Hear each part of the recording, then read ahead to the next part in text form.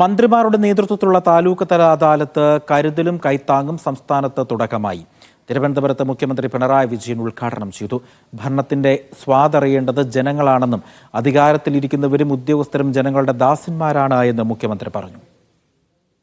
എല്ലാ താലൂക്കുകളിലും മന്ത്രിമാർ നേരിട്ടെത്തി പരാതി സ്വീകരിക്കുകയും പരിഹരിക്കാൻ കഴിയുന്നത് തത്സമയം പരിഹരിക്കുന്നതുമാണ് അദാലത്ത് കൊണ്ട് ലക്ഷ്യം വെക്കുന്നത്. ജീവനക്കാർ പൊതുവെ ആരോഗ്യകരമായ സമീപനം സ്വീകരിക്കുന്നവരാണ്. എന്നാൽ അല്ലാത്ത അപൂർവം ചില ആളുകൾ ചില ഓഫീസുകളിൽ കാണാൻ നമുക്ക് കഴിയുന്നുണ്ട്. ചില മേഖലകൾ പ്രത്യേകിച്ചും വഴിവിട്ട നടപടികൾക്ക് തങ്ങൾക്കെന്തോ പ്രത്യേക അവകാശം സിദ്ധിച്ചിട്ടുണ്ട് എന്ന മട്ടിൽ പെരുമാറുന്ന രീതിയുമുണ്ട്.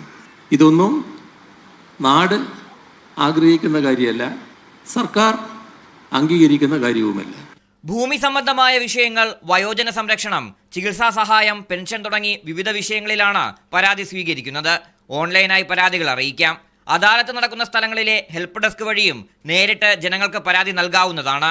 7-ാം തീയതി വരെ 8336 പരാതികളാണ് ലഭിച്ചത്. ജനുവരി 13-ന് അദാലത്ത് അവസാനിക്കും. മീഡിയ 1 തിരുവനന്തപുരം.